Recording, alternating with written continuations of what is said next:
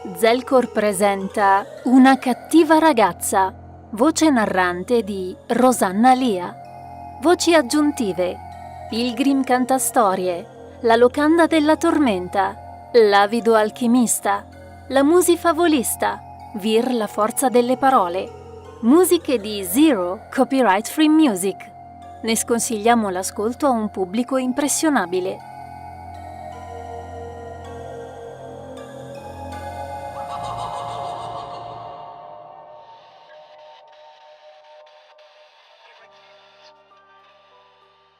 La donna grassa che parlava ansiosamente al farmacista del Center Street Drugstore non si volse quando la campanella sopra l'uscio sparse il suo trillo argentino sopra gli scaffali, né quando la nuova cliente, annunciata da un lieve picchiettio di tacchi, si avviò verso il bancone.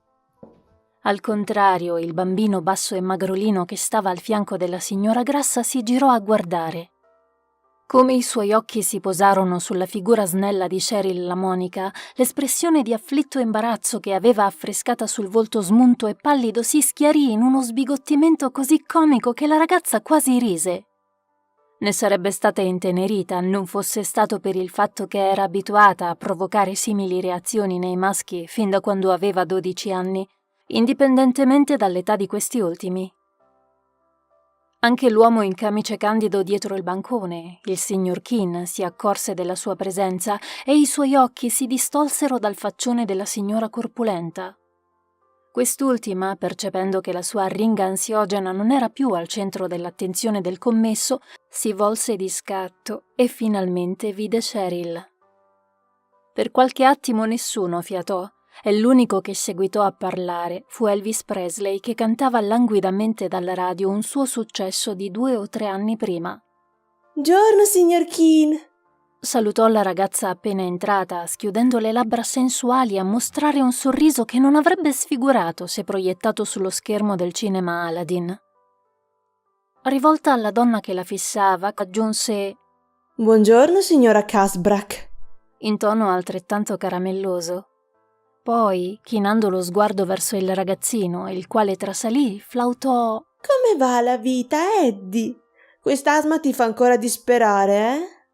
Il bambino non ebbe il tempo di negare o confermare, poiché la madre, in tono di sbrigativa autorità, disse al farmacista: «Beh, meglio che vada prima che il tempo peggiori. Fa così freddo oggi. Forse avrei dovuto tenere Eddie a casa, ma non si sa mai, ho sempre timore a lasciarlo da solo». Afferrò il pacchetto che stava sul bancone, vi ficcò dentro la manona simile a un cotechino e ne estrasse un inalatore che passò al figlio. Eddie se lo infilò istantaneamente tra le labbra con la foga di un assetato messo finalmente davanti a un bicchiere d'acqua, inspirando lo spruzzo. Non staccò mai gli occhi da Cheryl. «Arrivederci, signor Keane. Eddie, sii educato, saluta!» «Arrivederci!» recitò subito il ragazzino, riscuotendosi, e stava per rivolgere un saluto anche alla ragazza quando sua madre lo strattonò via, trascinandolo con sé. Prima di arrivare all'uscio, la voce della signora Casbrack si incanalò tra gli scaffali in un aspro bisbiglio, mentre, chinata sul figlioletto, salmodiava: «Non voglio che tu rivolga la parola a Cheryl la monica, Eddie. È una cattiva ragazza quella. Potrebbe avere qualche...» Ma Cheryl non seppe mai cosa avrebbe potuto avere, perché la porta, chiudendosi, troncò a metà quella frase. Poteva solo usare la fantasia. Di quale orrido morbo il suo corpo poteva essere ricettacolo? Gonorrea? Sifilide? Puttanite acuta incurabile? Sorrise, ma solo esteriormente. Ripeteva a se stessa che prima o poi si sarebbe abituata a tutto ciò. «Cosa posso fare per te, Cheryl?» chiese dolcemente il farmacista, sfoggiando l'espressione vagamente confusa di chi ha appena assistito a una scena imbarazzante. «Spero che Andy stia bene». «Un piccolo sfogo sul sederino». «Colpa del pannolino, immagino». Cheryl annuì, spiegando un biglietto sul bancone con dita lunghe, belle, ornate di unghie ben curate color rosso ciliegia. «Il medico mi ha suggerito questa pomata». «Direi che è quel che ci vuole». Approvò il farmacista, sollevando lo sguardo dal nume del medicinale scarabocchiato sul foglio. Vado nel retrobottega a prenderla. Torno subito. Si congedò con un ultimo sorriso. Chissà se era la professionalità o il fatto che lei portava il cappotto ad avergli impedito di indugiare sulle forme del suo corpo. Di solito gli abiti pesanti non scoraggiavano i suoi allegri amici della base dell'aviazione sulla strada per Bangor. Quelli era come se avessero la vista a raggi X. Non che le dispiacesse, o meglio, in un tempo non molto lontano non le era dispiaciuto per nulla, ma adesso le cose stavano mutando, anche se lentamente, quasi impercettibili. C'erano state ancora le notti brave alla base. C'erano stati ancora uomini dal fiato che sapeva di birra e sigarette, mani che andavano in avanscoperta sotto l'orlo della gonna o dentro la scollatura dell'abito. Ma adesso c'era pure un elemento nuovo. Un elemento che sfoggiava un nebuloso sfogo rosso acceso sulle piccole, dolci natiche. Un sorriso tenero le ridisegnò i lineamenti al pensiero di sua figlia Andrea. Chissà dal seme di quale di quei militari era stata generata.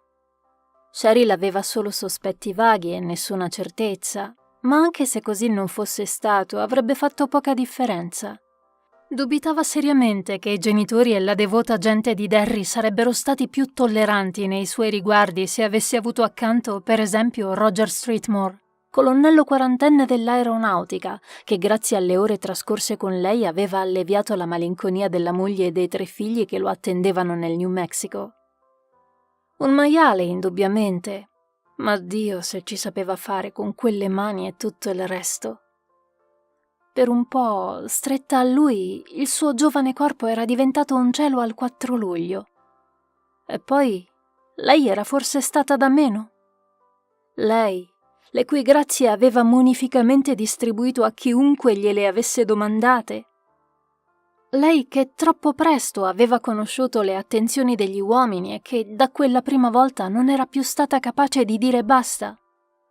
Lei che mentre le compagne si lambiccavano sui compiti di matematica e discutevano su cosa indossare per i balli di fine anno, combatteva con le nausee mattutine e gli sbalzi d'umore, tremando nella notte al pensiero di quanto male avrebbe fatto partorire. Quel flusso di pensieri venne interrotto dalla comparsa del signor Keene. Sorridendo, posò sul bancone una confezione lunga e azzurra, imbustata in un sacchetto che, sul davanti, aveva stampata la faccia ridente di un clown. Per qualche ragione il corpo di Cheryl fu accarezzato da un brivido sgradevole che però passò via subito. Ecco a te, Cheryl. Vedrai, le passerà in pochi giorni. La ragazza pagò, intascò il resto e l'acquisto.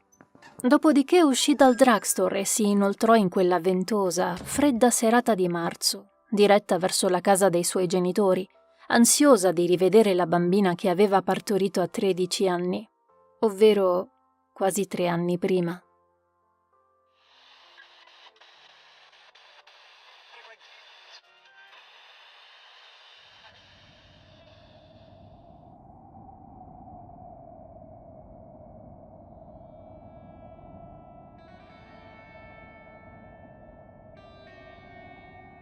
Stringendosi nel cappotto dovette convenire con quanto detto da quella paranoica della signora Casbrack. Faceva davvero un freddo cane quel giorno. Quasi rimpianse di aver rifiutato l'offerta della madre di accompagnarla lì in auto. Ma tutto sommato preferiva le gelide coltellate che il vento le infliggeva in volto piuttosto che recarsi dal signor Keene in compagnia di sua madre, sentendosi inetta e imbarazzata. Perdio! Poteva anche essere minorenne, ma non era una stupida. Beh, certo alcuni avrebbero potuto obiettare su quest'ultima presa di posizione. Una ragazza sveglia non si sarebbe fatta ingravidare da un militare senza nome a pochi anni dalle prime mestruazioni. Una ragazza sveglia avrebbe ceduto in adozione la bambina come chiunque le aveva consigliato. E soprattutto una ragazza sveglia avrebbe dato un taglio alle vecchie, deprecabili abitudini. No, pensò mestamente Cheryl camminando a capo chino tra le raffiche che le scompigliavano i lunghi capelli castani. No, lei non poteva avere la pretesa di definirsi intelligente, ma non era cattiva, Su questo era irremovibile. Le piaceva far sesso. Che male c'era? Se fosse stata un maschio, questo le avrebbe fatto solo onore. Se non avesse avuto l'inconveniente di poter restare incinta, spada di Damocle di ogni donna fin dai biblici tempi di Adamo ed Eva, avrebbe potuto vivere quel risibile peccatuccio a cuore più leggero. Gli uomini la desideravano tutti, senza eccezione, persino quelli sposati, persino quelli che in altri momenti l'avevano definita con epiteti irripetibili, fantasiosi sinonimi di sporco e poca dignità. Ormai non si sentiva più ferita da termini quali scrofa, troia, baldracca e puttana. Non aveva mai chiesto soldi e sapeva il cielo se ne avrebbe potuti pretendere e avere. Era stata una bella bambina e crescendo era maturata in una ragazza magnifica, una Rita Hayworth di provincia, un fiore il cui nettare era stato già offerto a tante api smaniose. Gli indumenti, sebbene invernali, si avvolgevano al suo corpo a forma di clessidra, alto e tonico, sul quale svettava un volto michelangiolesco finemente impreziosito di lentiggini come un volo di farfalle, nel quale scintillavano occhi che parevano 2 minuscole sfere di cristallo verde pallido. La gravidanza non aveva lasciato neanche una smagliatura su di lei, riassorbendosi nelle flessuose e prosperose forme che le gelide raffiche accarezzavano impudicamente, mentre percorreva il marciapiede sotto gli alberi spogli che sorgevano alla sua sinistra, dove il centro abitato degradava in una ripa di cespugli fino al fiume che gorgogliava una decina di metri più in basso, invisibile dal marciapiede. Con le mani nascoste nelle tasche, Cheryl levò un poco lo sguardo sulla strada che le scorreva accanto. Se avesse individuato qualche volto noto dietro un parabrezza, non le sarebbe stato difficile scroccare un passaggio a casa. Poteva non godere di molta popolarità tra le coetanee e le donne di Derry, avvelenate da un misto di invidia e scandalo, ma i ragazzi avrebbero fatto a botte per il privilegio di poterle fare da chauffeur. Un trillo interiore sottolineò quella consapevolezza, ma non fu un sentimento di orgoglio, bensì un'avvisaglia di panico. Come lampi in un cielo plumbeo le dardeggiarono in mente i nomi di George Denbrough e Betty Rimson. Il primo di soli 6 anni, la seconda di 13, entrambi morti, entrambi ammazzati. Beh, alcuni azzardavano a sperare che la tragedia capitata al bambino fosse da imputare non tanto all'azione umana, quanto a un inspiegabile incidente nello scarico di un tombino di Witcham Street. Ma per quanto concerneva la piccola Rimson, nessuno aveva teorie diverse da quelle espresse dal Derry News. Qualcuno l'aveva uccisa, mutilata e abbandonata in un cantiere autostradale che sorgeva in fondo a Jackson Street, dove era stata scoperta rigida e cristallizzata in una crosta di brina il giorno dopo Natale. Stavolta il freddo che Cheryl avvertì non fu causato dalla temperatura e le fece del tutto passare di mente l'idea di affidarsi alla benevolenza di un automobilista.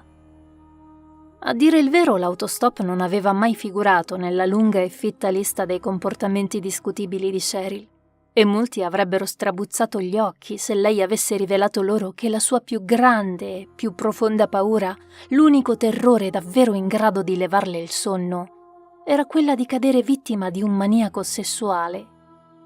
Poteva apparire incredibile oltre i limiti del paradosso, considerando la promiscuità con la quale aveva condotto la sua esistenza fin dagli albori della pubertà, quando si era lasciata guidare da uno slancio sessuale incredibilmente precoce e sviluppato. Eppure, il solo immaginare che per il mondo scorrazzassero individui capaci di rapire qualcuno, segregarlo e violentarlo fino a non lasciargli più fiato in corpo, le dava i tremori. Forse era per quello che preferiva bazzicare la base dell'aviazione. La divisa le dava un margine di sicurezza, anche se forse del tutto illusorio. Quei soldati, piloti, caporali e colonnelli potevano anche essere laidi in cerca di divertimento facile, gente che non si faceva scrupoli a tradire la fidanzata o la moglie e avevano usato Cheryl per il loro sollazzo egoista, ma perlomeno non l'avevano mai costretta a fare nulla e l'avevano vezzeggiata e corteggiata, facendola ballare, offrendole da bere, omaggiandola persino di piccoli regali. Mai, Neanche una volta si era sentita in pericolo o anche solo vagamente minacciata. In verità, il timore che nutriva nei confronti di certe oscure figure era in gran parte astratto, così come si teme qualcosa di mai visto, ma che, a sensazione, provoca istintivo allarme. Derivava in larga misura dall'illustrazione che aveva visto 1 o 2 anni prima mentre passeggiava nella biblioteca civica di Derry, scrutando gli scaffali della sua sezione preferita, i thriller. Come suo costume procedeva estraendo libri a caso, dando una scorsa alle sinossi sul risvolto della copertina in cerca di qualcosa che le accendesse l'interesse. Non era stata però la trama di quel libro a catturare la sua attenzione, quanto l'immagine che campeggiava in copertina. Ne era stata completamente assorbita, persino con un principio di vertigine. In sé per sé non aveva nulla di speciale. Un uomo intabarrato in un lungo trench scuro e con in testa un borsalino, il cui viso non era affatto un viso, ma un abbozzo sfumato di lineamenti grigio-violacei. Lo stereotipo del maniaco assassino. Eppure l'artista era stato dannatamente bravo a esaltarne i tratti salienti con un sapiente gioco di ombre, facendo sì che l'anatomia celata dall'indumento affiorasse in una forma stranamente spigolosa, quasi a voler suggerire che al di sotto non ci fosse il corpo di un essere umano, bensì di qualcosa di molle e sinuoso, come un polpo o chissà quale altra mostruosità abissale. Aveva subito infilato il romanzo nello spazio dove l'aveva estratto, ma ormai quell'immagine le si era incastrata fra le pieghe della mente, diramando radici e attingendo dal nutrimento dell'inconscio al pari di una pianta malefica. Erano stati diversi, specie nel periodo di fragilità emotiva che l'aveva coinvolta durante e dopo la gravidanza, gli incubi che avevano avuto l'uomo in trench come protagonista, visioni orribili e striscianti che l'avevano strappata al sonno sudata e ansimante. A volte, con una sorta di masochistica giocosità, Cheryl era andata a stuzzicare quell'immagine, fantasticando morbosamente su cosa si potesse sperimentare nel cadere vittima di persone simili. C'era qualche speranza di salvarsi? Quanto tempo si poteva sopravvivere prima che il maniaco si stufasse del gioco? Quale universo malato e aberrante si agitava dietro gli occhi di quei mostri umani?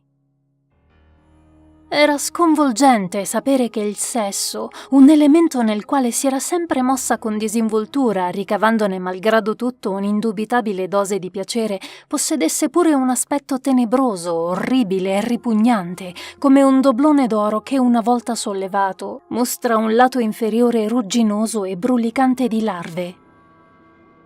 Uno scricchiolio gommoso e acuto la indusse ad abbassare lo sguardo sull'orlo screpolato del marciapiede, sotto al quale la grata di un tombino copriva lo scarico. Notò qualcosa sporgersi dal foro rettangolare aperto nel rialzo e si immobilizzò pensando a un topo. Tuttavia un sorcio non era. Si trattava di una forma bombata che andava gonfiandosi, di un lucido verde militare. La stessa tinta della divisa degli uomini che frequentavano la base dell'aviazione. Sotto lo sguardo incredulo di Cheryl, il palloncino seguitò a dilatarsi come una vescica, emettendo un altro gemito stridente, quasi lussurioso, prima di essere sparato fuori dal tombino con tanta violenza da farla sussultare. Lo osservò levarsi in alto, rapito dal vento invernale, salire sempre più su con un movimento errabondo e scomposto. Per associazione di idee le venne alla mente il modo di camminare dei soldati quando alzavano troppo il gomito, ma la cosa non le indusse a sorridere. C'era un che di sgradevole nel modo in cui quel palloncino volava. Tornò a chinare lo sguardo sul tombino.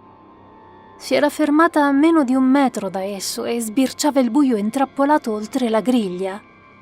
Mozziconi di sigarette, chewing gum e sporcizia avevano tappato gran parte degli spazi tra le sbarre.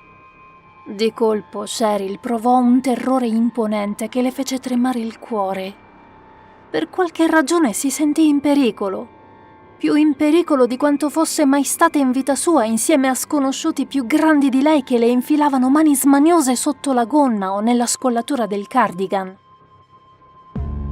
Nel momento in cui riprese a muoversi, un braccio inguainato in una lustra manica nera e dalla mano ricoperta da un guanto di cuoio sgusciò dallo scarico come il tentacolo di una piovra, piegandosi in modo innaturale.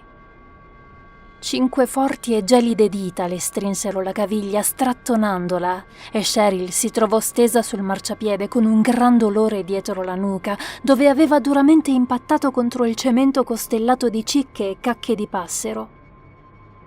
La paura spazzò lo stordimento in meno di un istante.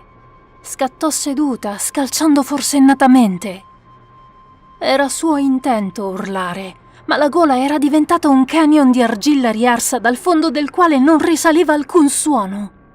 In più, per un istinto tanto preciso quanto incongruo, era sicura che se avesse potuto urlare più forte di una sirena dei vigili del fuoco, nessuno avrebbe neanche scostato le tende per vedere cosa stesse accadendo. Derry era cieca, sorda e muta adesso. Ti piace l'amore, Cheryl? La frase galleggiò fuori dal tombino al pari di una nuvola di gas di fogna, pesante, putrida, assolutamente raccapricciante. Era la voce del maniaco, o meglio, il genere di voce con la quale secondo lei un maniaco avrebbe dovuto parlare. Scendi qua giù con me nel mio piccolo boudoir. Posso farti cose che i tuoi amichetti non riescono neppure a concepire. Sibilò la cosa che si spremeva fuori dal tombino, scivolando attraverso uno spazio troppo stretto per chiunque, piegandosi al modo di un contorsionista. Indossava un impermeabile dai riflessi mutevoli e iridescenti come le ombre che vagano sopra una chiazza di petrolio, e sulla testa portava un fedora nero sotto le cui falde stava un volto grigio violaceo privo di lineamenti. Avrai un assaggio dell'amore, dell'abisso. Gracchiò il maniaco. Il suo corpo si strizzò come uno straccio, come se sotto gli abiti non ci fossero ossa e muscoli, ma una materia pastosa e malleabile. L'amore oscuro dei pozzi neri. Ti bacerò, ti morderò, ti mangerò e tu verrai, esulterai, urlerai, galleggerai.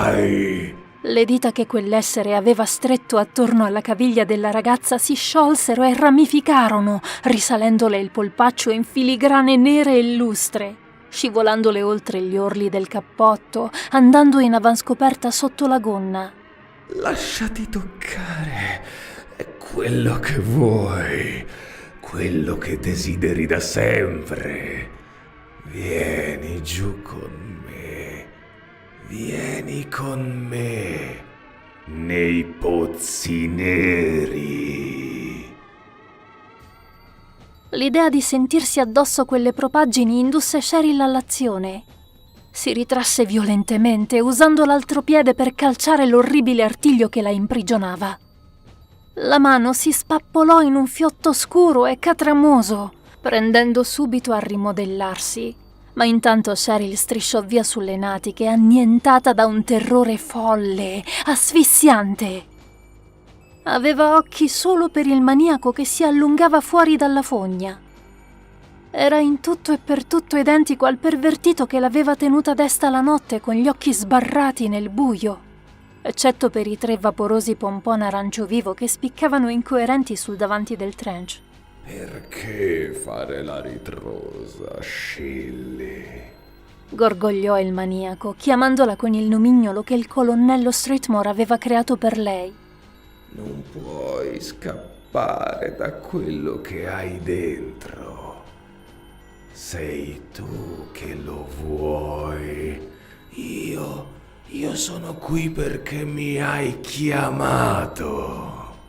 La mano della ragazza, che aveva continuato a indietreggiare strisciando, affondò di colpo nel vuoto, trascinandosi dietro tutto il resto del corpo.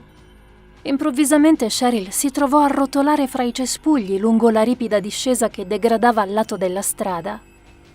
Il terreno era cedevole e gli strati spugnosi di foglie morte si sgretolavano in zolle all'impatto, facendola slittare ancora più in basso in una caotica girandola di braccia e gambe. Nel percorso travolse numerosi cespi di spine e impattò contro il tronco di qualche alberello fino a quando, impiastricciata di humus e con i capelli sudici ritti sulla testa, non piombò a capofitto in una delle anse che il Kentucky formava attraversando la zona chiamata Barrens dagli scolari.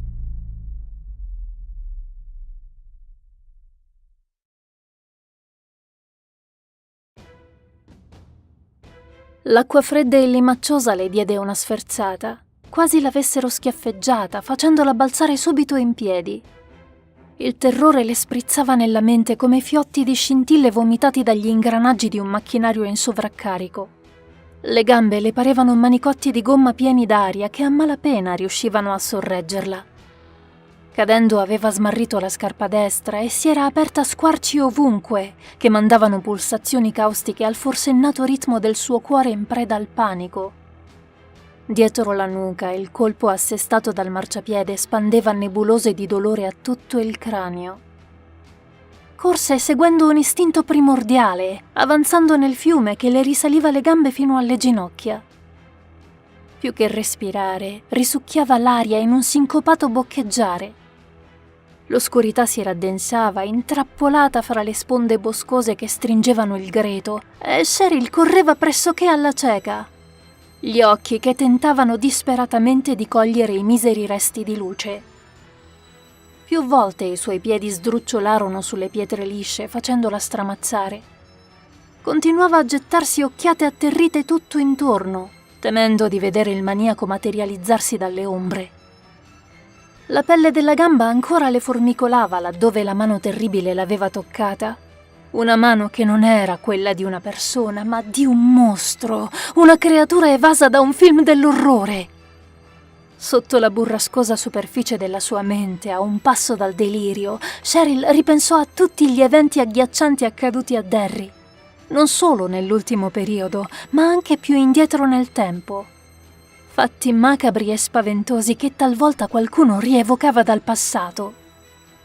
Derry era maledetta, comprese, e aveva appena incontrato il fautore di tanta disperazione, di tanto scempio. Benché avesse perso la fede insieme alla verginità, Cheryl la monica, sguazzando nell'acqua fangosa dei Barrens, si mise a farfugliare un'ingarbugliata preghiera. Intravide una forma ampia e scura diversi metri sopra di lei e alzò lo sguardo. Dapprima non seppe riconoscere quel che aveva di fronte, ma un attimo dopo la comprensione le sbocciò sul viso sanguinante e cereo. Il ponte dei baci. Impossibile confonderlo con le sue balaustre di legno e la tettoia che lo ricopriva. Non era un posto che le piaceva.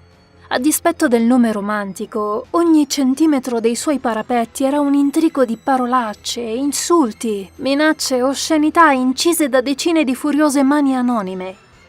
Una sorta di tempio dove chiunque poteva vomitare la propria acredine segreta. Ma in quelle circostanze le parve come a un naufrago apparirebbe un salvagente. Le sponde del Kentucky in quel punto erano più basse e meno affollate di vegetazione. Se fosse riuscita a risalirle, se fosse riuscita a raggiungere il ponte, avrebbe potuto attraversarlo di corsa, percorrere il Bassey Park, trovare qualcuno che l'aiutasse, fermare la prima auto di passaggio, attaccarsi al campanello di una casa e suonare finché non le aprissero. Si accese una luce. No, non solo una, ma una mezza dozzina. Luci smorte che non allontanavano le tenebre, ma si alleavano a loro per rendere spettrale quel luogo già tetro. Lentamente Cheryl prese coscienza di quanto vedeva, sebbene in parte lo rifiutasse. Attaccati alla balaustra del ponte dei baci per mezzo di cordicelle stavano 6 palloncini che galleggiavano, e sotto la cupola in lattice ardeva un bagliore smorto di un colore verdastro. Sulla superficie di ogni palloncino stava un simbolo che la ragazza riconobbe subito: i gradi di colonnello. Sei tu che lo vuoi, Shilly? Cantilenò la voce del maniaco esalando dall'oscurità raggrumata sotto al ponte. Cheryl sobbalzò, incespicò e cadde con le natiche nell'acqua che le gorgogliava attorno. Il maniaco usciva dal nascondiglio con un'andatura strana, come se non procedesse su gambe ma su rotaie storte che lo facevano ondeggiare. Alla luce cadaverica gettata dai palloncini appariva ancora più inumano. Il volto era solo un vago accenno, come quello dei malviventi che celano la propria identità con una calza di nylon. Li attiri tu. Non sono loro esser maiali, scilli. Proseguì il maniaco, facendosi più vicino, dando voce ai più reconditi terrori della ragazza, quanto lei, intimamente, aveva sempre creduto ma mai accettato. Sei tu che li provochi, con quelle camicette scollate, con quelle gonne corte, con il tuo odore da cattiva ragazza. Tentò di rialzarsi, ma le ginocchia le cedettero. Tremava così forte da non riuscire più a coordinare i movimenti. Ti piacerà venire con me. Tutti galleggiano quando vengono con me. I palloncini esplosero simultaneamente e nel loro fragore Cheryl ascoltò la voce della signora Caspark, quelle dei suoi insegnanti, dei compagni di scuola, di tutti coloro che velatamente o apertamente l'avevano sempre additata come una poco di buono, una ragazzaccia senza pudore, una madre snaturata, una persona che in un modo o nell'altro meritava una pessima fine. Galleggerai. Tutti galleggiano. Galleggiano. Galleggiano. Fu allora che Cheryl vide su cosa il maniaco avanzava. Da sotto i lembi del trench vecchio stile non emergevano gambe, ma un fascio di tentacoli lucidi che strisciavano e si divincolavano come un banco di anguille. Quella visione infranse la sua sanità mentale e quando la ragazza cominciò a gridare non si rese neppure conto di farlo. Così come a malapena tentò di difendersi nell'attimo in cui l'essere le si precipitò addosso con una velocità impressionante. Le grinfie le si avvilupparono al corpo, bloccandola in una trama fredda e viscida. Annaspando la ragazza spinse le braccia in alto, cercando di allontanare l'aggressore. Il contatto con il suo corpo le fece venire il vomito, dal momento che sotto quel trench parevano agitarsi decine di serpenti smaniosi. Folle di orrore provò ad artigliare il volto del maniaco, affondando le unghie in quella superficie scura che l'essere aveva al posto della faccia. Le unghie di Cheryl si conficcarono in una materia cedevole, lacerandola in bave filamentose. Sotto quegli squarci balenarono due file di denti orribilmente aguzzi e accavallati, emergenti da rigonfie gengive viola scuro. Quelle fauci presero a battere ossessivamente, emettendo un ticchettio frenetico. Mentre Cheryl ritraeva le braccia con uno strillo di puro terrore, la bocca del maniaco si apriva, dilatandosi come quella di un'anaconda, diventando un tunnel foderato di zanne che gocciolavano rivoletti di saliva. E quella saliva era viva, poiché guizzava e brulicava sui pomponi in masse di vermiciattoli eccitati.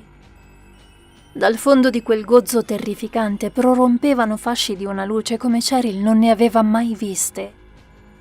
Le bastò un attimo per capire che quello era il tipo di luce che si scorge negli incubi, emanata da stelle che sorvegliano mondi osceni e folli.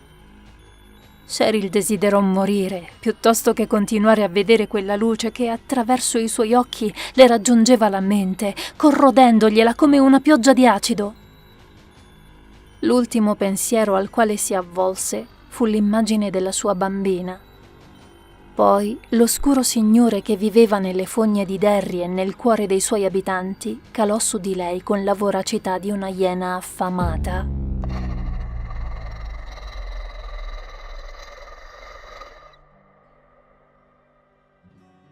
Carl Jenkins infilò con soddisfazione il corpo grasso e scivoloso dell'ombrico all'amo prima di gettare l'esca con un elegante guizzo della sua bassoon.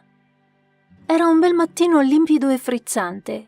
La pesca alla trota era stata aperta da appena una settimana e lui contava di tornare dalla moglie con la cesta più pesante di almeno 5 chili. Ispirò l'aria fresca e un po' paludosa sentendosi in forma. Si era lasciato Derry a 20 miglia di distanza e l'unico suono, a parte il brusio del torrente che scivolava fra i massi, era il cinguettare dei passeri. Mosse la canna da pesca e avvertì una resistenza in fondo alla lenza. Ebbe un tuffo al cuore mettendo mano al mulinello. Sembrava che qualcosa di grosso avesse già abboccato. Come andava ripetendo, nessun pesce sapeva resistere alle esche del negozio di caccia e pesca di Jackson Street. Iniziò a riavvolgere il filo notando come la punta della bason si incurvasse per il peso di quanto si era agganciato all'amo. L'entusiasmo di Jenkins durò poco. Era troppo esperto per non capire la differenza tra una trota e un ramo impigliato all'esca. Rassegnato, seguitò a muovere la manovella in modo da liberarsi di quell'impiccio.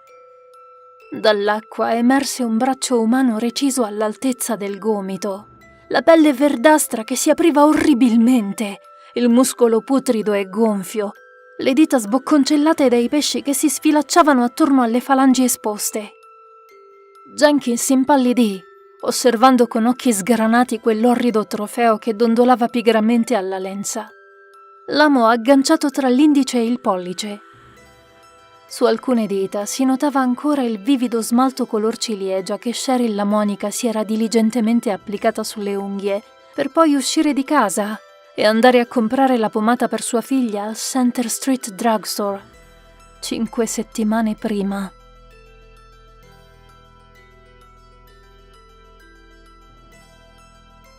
Qui finisce Una cattiva ragazza di Zelkor. Se vuoi mostrare il tuo apprezzamento, puoi offrire un caffè oppure fare una donazione per il canale ai link che trovi in descrizione. Grazie per averci ascoltato fino alla fine. A presto!